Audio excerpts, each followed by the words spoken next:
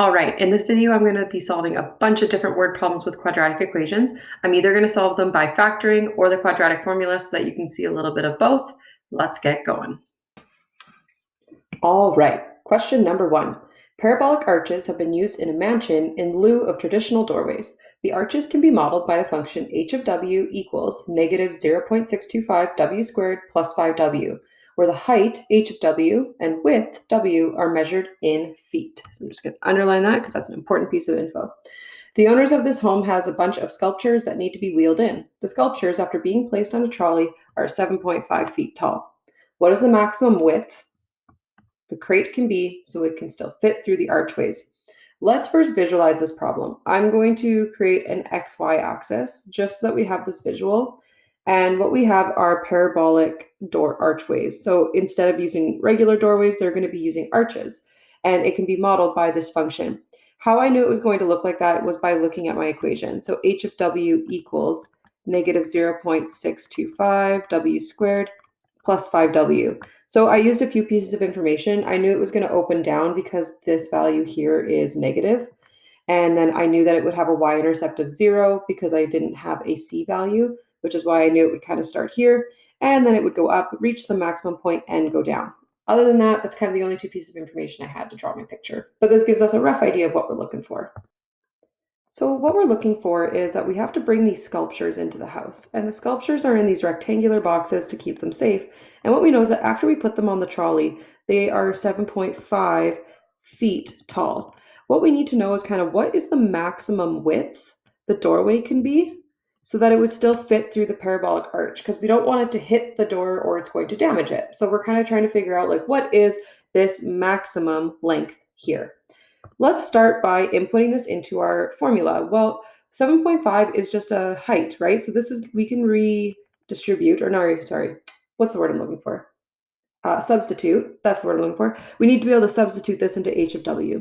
So let's do that. We've got 7.5 equals negative 0.625 w squared plus 5w. In order to solve this, I want to do it by factoring. So in order to do that, I need to get one side to be equal to 0. So I'm going to subtract 7.5 from both sides. And what we're going to get is negative 0.625 w squared plus 5w minus 7.5.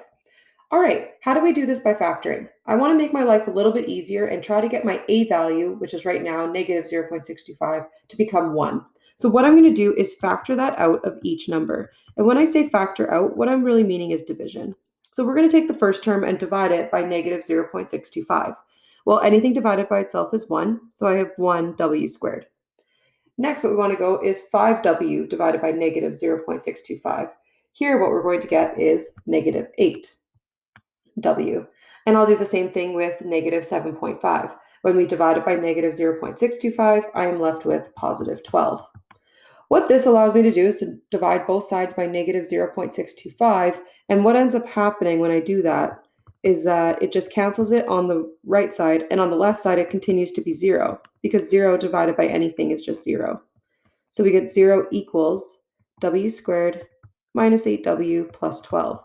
This quadratic is really nice, and it's a lot easier to solve for. So what we can do now is factor. I need two numbers that multiply to the product of the a value times the c value.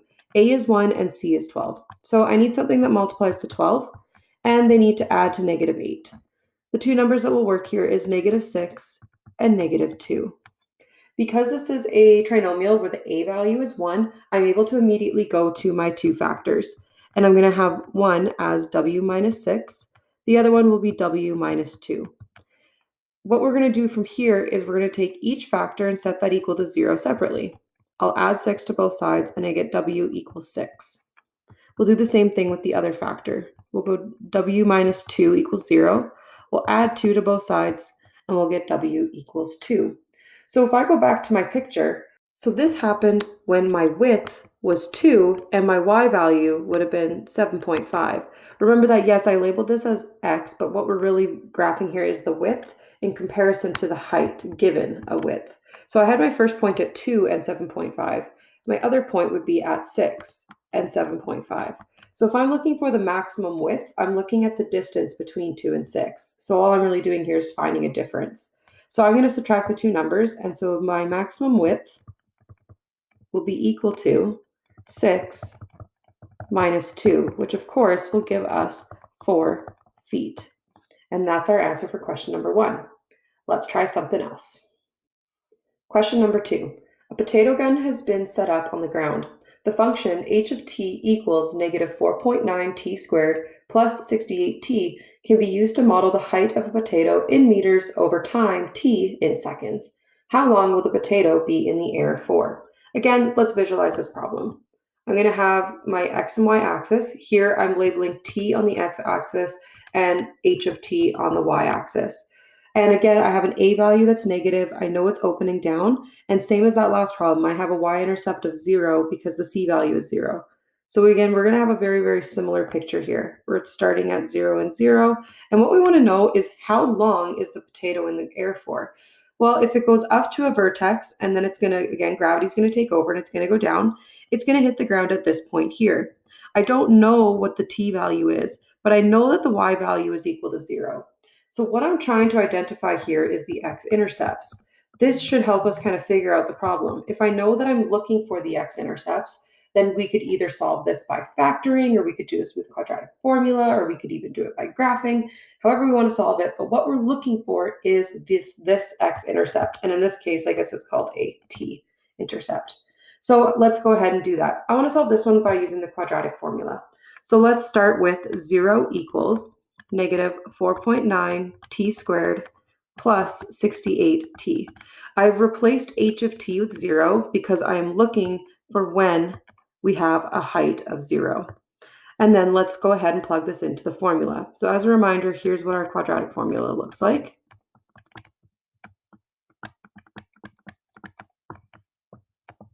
In order to use it, I need to know what the a, b, and c values are. My a value is here at negative 4.9. My b value is 68, and I don't really have a c value here, but what I could do is go plus 0, and then this would be my c value. Let's go ahead and plug those numbers in. So here, instead of using x, our variable, our input is t. So t will be equal to negative 68 plus or minus the square root of 68 squared minus 4 times the a value times the c value. And we'll take the square root of that whole thing. All divided by 2 multiplied by a, which is negative 4.9. What we're going to have here is negative 68. What I should notice about what's underneath the square root, here we would be subtracting 4 times negative 4.9 times 0. Well, anything times 0 is 0. And so that means that that whole portion is just going to multiply to 0, and it's not going to change my number. Next, what I should notice is that I'm going 68 squared, and then I'm square rooting the whole thing. Well, when I square root something squared, those two things are inverse operations, and they cancel each other. So this whole thing is just going to become 68. So this will be plus or minus 68 divided by negative 9.8. All right, first solution will come from what I am adding. So t equals negative 68 plus 68 divided by negative 9.8. Well, negative 68 plus 68 is 0, and 0 divided by anything is 0. So this will happen at 0 seconds. This makes sense, right? That's this location right here, and we already knew that that existed. So it makes sense that we're getting a value of 0. Here are my second solution will be t equals negative 68 minus 68 divided by negative 9.8. Let's go ahead and plug that into a calculator. Here what we're going to get is a 13.877. I'm going to put dots, even though there's a few decimal places after that. So what we've just found now is this location right here. So if it launched at 0 seconds and it hits the ground at 13.877, then that's going to be our total time. So the total time it was in the air would be equal to 13.877 seconds. And there's our answer to question number 2. Let's try another one. All right, question number 3. A right-angled triangle has side lengths of 5 minus x and 2x with a hypotenuse of x plus 3. Determine the value of x and the length of each side in the triangle. I don't know why my word program doesn't like the th there and is underlining it with red, but we're just going to leave it. It's fine. we're just going to keep going. What we have, though, is a right angle triangle. So I'm just going to draw that in. I like pictures. I always draw pictures with word problems. I'm just a very visual person. That's just how I am. So here's my right angle triangle. It has side lengths of 5 minus x, and the other side length is 2x. What we've been told is that the hypotenuse is equal to x plus 3. What we want to determine is the value of x and the length of each side in the triangle. Well, a question like this, automatically, as soon as I see that right angle, I think Pythagorean theorem. So we're going to have a squared plus b squared equals c squared. In this case, I'm going to leave this side as being a, this side will be b, and of course, c is always our hypotenuse, so we'll put that in. So what we're going to have here is 5 minus x squared plus 2x squared equals x plus 3 squared. We're going to have to expand all of this. So let's just kind of going step by step. We would have 5 minus x times itself, which is 5 minus x. 2x multiplied by 2x is just 4x squared. And then the next part, x plus 3 multiplied by itself would be x plus 3. The next step, we're going to expand those binomials. So we'll have 25, 5 times 5, and then 5 times negative x is negative 5x. Negative x times 5 is again negative 5x, and negative x times negative x is positive x squared. We have still the 4x squared, so I'm just going to bring that down, and then I'm going to expand the right side. So x times x giving us x squared, x times 3 is positive 3x, 3 times x is another 3x, and 3 times 3 is 9. All right, we got a whole lot of stuff here. What we want to do is now start to combine everything and moving everything over to one side. That way I'm able to either factor this or use the quadratic formula. So what I'm going to do is bring everything over to the left. The reason I'm choosing that is because I already have a positive x squared term, and I just think it's easier to factor when a is positive. So what we're going to do is I have 4x squared, and what I'm noticing is that if I subtract x squared from the right side, it's just going to cancel with this portion of the left side. So those two things are gone, and the only squared term is the 4. So I have 4x squared. On the right side, when I add these together, I get positive 6x. And so if I was going to then, I guess, subtract that from the other side, if I subtract 6x from the right, I have to subtract 6 to the left. So these two combined is negative 10x, and when I subtract 6, I now have negative 16x. Combining my ones, I have positive 9 on the right side, so I'm going to subtract 9 from both sides. So 25 minus 9. All right, what I want to do here is solve this by factoring. What I notice is that I have a greatest common factor. I could divide every single term by 4. So that's what I'm going to do. I'm going to factor it out. So 4x squared divided by 4 is x squared. Negative 16x divided by 4 is negative 4x. And 16 divided by 4 is positive 4. And this will be equal to 0. I can divide both sides by 4, and that's going to eliminate the 4 from the left, and it's going to make this a little bit of an easier quadratic to solve. So when I divide both sides by 4, I'm left with x squared minus 4x plus 4, and that equals 0. This is a really nice trinomial to factor. So I need to find two numbers that multiply to 4, and the same two numbers need to add to negative 4. The two numbers that will work there is negative 2 and negative 2. Because this is a trinomial where the a value is 1, I can immediately jump to my factors. This will become x minus 2, and it'll become x minus 2 again, because I have two factors, or those two numbers of negative 2. Taking each factor and setting it equal to 0 separately, we really only have to do this once because we get the same factor. So here what we'll have is x minus 2 equals 0. We'll add 2 to both sides, and we get x equals 2. Perfect. We found my x value, but now I need to go back and actually figure out, okay, well, what would my side lengths be? Okay, now I'm zoomed out. So I can now plug x back into each side length. Well, the first side length was 2x. So 2 times 2 would give me 4. For the next side length, I have 5 minus x. So 5 minus 2, which equals 3. And then the final one, we have x plus 3. So 2 plus 3 equals 5. So we have a triangle with dimensions. So therefore, the dimensions are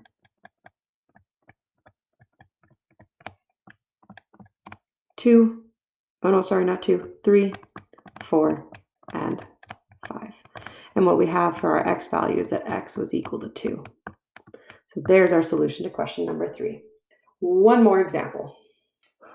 All right, our final question. A local factory in the city makes steel frames. A customer needs a frame to be cut from a larger piece of steel. The customer needs the steel frames to have a total area of 28 meters squared, and the inner dimensions of the frame need to be 11 meters by 6 meters. What should the width of the frame be? What I'm going to have here is a rectangular frame. And what's happening is that the frame needs a border that is equal to 28 squared meters. So the inner frame and what's being cut out has to have certain dimensions. So the inner dimensions have to be 11 meters by 6 meters. And what we want is that the outside, this frame piece, the outer portion, this kind of looks like a picture frame actually. This frame needs to have an area of 28 meters squared. Okay, for this one, let's get our formula going. So what I have to kind of figure out here is what should the width be? So I'm trying to figure out what is this width. And what we're going to assume is that this width is going to be the same all the way around. So in general, kind of just a general formula of what we're looking for, is that if I take the larger rectangle, this one,